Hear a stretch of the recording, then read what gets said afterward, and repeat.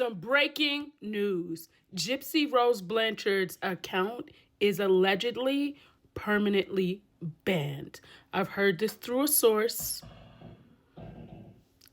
and they didn't say why, but they said she's having a meltdown because she will not get the account back. This is alleged, okay? Because I didn't see solid proof of this, but I was told by a very credible source.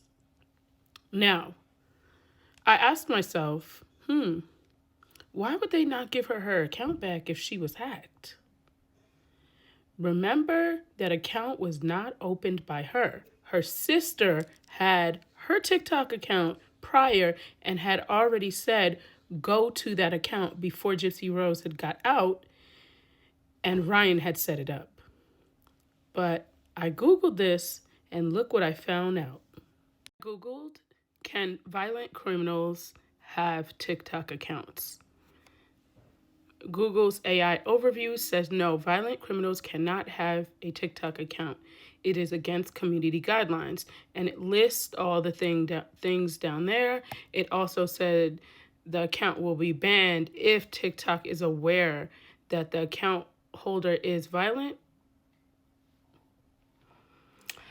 So there you have it. That is obviously maybe part of the reason, because she herself didn't originally open up that account. Now it is her account, and that's the only thing I can assume as to why she hasn't gotten it back. I heard that she is having a meltdown, and it is a huge deal. Also, I got some more tea, but I'm just going to wait on the proof for that tea before I tell y'all. Because Ken and Gypsy are going to try to deny it, but I know the proof is finna come out, so I'm going to just wait. TikTok, do me a favor, keep that mommy murderer and Melissa Moore off my timeline. We tired. We are tired of y'all praising this mommy unaliver. We tired. We tired. We tired. We sick and tired. We don't want to see it no more. We tired of seeing her. Y'all out here praising a girl that used a man that has a low IQ. He was collecting a permanent disability check with autism to unalive her mama. And y'all out here praising her. Yeah, TikTok, you got to do better. We tired. We sick and tired. We sick and tired. We sick and tired. We don't want to do it no more. We tired of playing this game with y'all. TikTok, do better. Why are we praising this girl that unalived her mama? Please, clock it. Clock it, TikTok. I'm going to need y'all to talk about it. Clock it. Ma'am, are you delusional? Gypsy Rose Blanchard used a man with autism, a low IQ, and other mental health issues that was collecting a permanent disability check to unalive her mom. She lied to the world and told the world her mom had Munchausen by proxy, when in fact her mom was never diagnosed with that, and she was malingering. Gypsy Rose Blanchard actually has a chromosome disorder that stems from all of the issues she had. This right here is the poster child for the chromosome disorder that Gypsy Rose has. This right here is Gypsy Rose Blanchard in prison. They are not the same person. These are all the symptoms of that chromosome disorder that she has, 1q21.1. They had done some tests and found out she had a chromosome disorder that was causing all of her functions from developing, her digestive system and her muscular system. So the wheelchair, it was embellished, but she did need it because she had muscular issues. She really did have seizures because that is part of the chromosome disorder. Oh yeah, and does this look like a woman that was bullied to you? Yeah. This is so cringe. Laughing at baby reindeer? Yeah, that's a woman that was bullied. God, it's terrible. Or this. Phone video that Gypsy had taken shows her walking through her mother's bedroom, and she points at the mattress and then makes this motion with her hand. that point, that was a very hard pill to swallow. Before the unaliving of D.D. Blanchard, Gypsy sent Nick a home video using her cell phone. In this video, it shows Gypsy showing her mother's bedroom, and then making a particular motion with her hand once she gets to the bed. This is an instruction video that Gypsy made for Nick in order to show how the act of the unaliving of her mother should be carried out by Nick. The only people that knew this video existed until recently was her attorneys. Her attorney explains that it was a hard pill to swallow once they had found out about this video that Gypsy recorded. My two attorneys are telling me that my mother has something called Munchausen by proxy. Or maybe just the fact that she plotted her mom's unaliving and manipulated a man for over 2.5 years that thought he was saving her. Let's look at that. So perfect. What I was gonna say, what I wanted to ask is, are you a psychopath? Because if you are one, then it's very good match. Again, remember, she used someone that was disabled, that was collecting a permanent disability check, and she villainized him. Let's watch that too. I can't stand him. Because I went from one abusive person to another. I wish he would have been more responsible.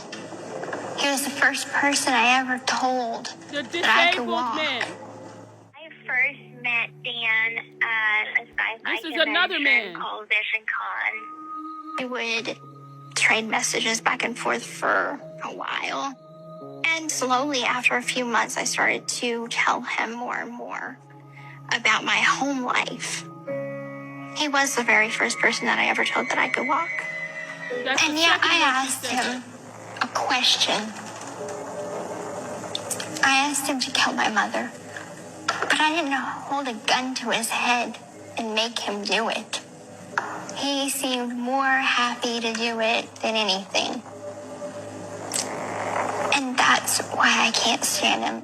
And I wanted to believe what she was saying, and unfortunately, I should have listened to my other part of me. Ironic, because I was trying to influence her to go with, but she never went with it. She never wanted to run away, so I couldn't get that to work. He knew. I think he knew that he could easily get me out of that situation by calling the police, being responsible. And that man, his dad, actually did an interview, and I want you to hear what that man had to say. So when you talk about bullying a baby that's non-existent, let's talk about this. I'm lost. I can't believe what happened, and just dumbfounded, and I actually don't know how to feel anymore because of it. My mind's been rewired to think differently now. It's hard. Everything's hard. My son, Nick, he's like his side of the story told, and because her side is getting all this attention left and right, and he can get nothing. I believe Gypsy was just using him. She may have had a slight feelings for him, but when she got him in, reeled him in to her plan, then she pretty much started losing interest in him until after the deed was done, and then boom, threw him under the bus. I felt compassion because of what her mother did to her, but and in retrospect, what she learned all those traits from her mom and turned around and used them on my son, and to get out of her situation, all the press and everything that was being focused on this case, it just made me become more of a hermit. I didn't want to leave the house. Afraid somebody's going to notice me and, hey, you're a GODEJOHN or whatever. Is that your son? I didn't want to deal with any questions. This birthday card I received from my son on my last birthday is on your birthday and always wishing you a very happy birthday. So happy birthday, Dad. How old are you now? 51? Yeah, that sounds correct. 51. Well, happy 51st birthday. Remember, it's just a number. If you feel you're young, then you are. I wish I could spend your birthdays with you. God willing, maybe I'll still get that chance in another birthday. I know it's hard being this far away. Please be strong.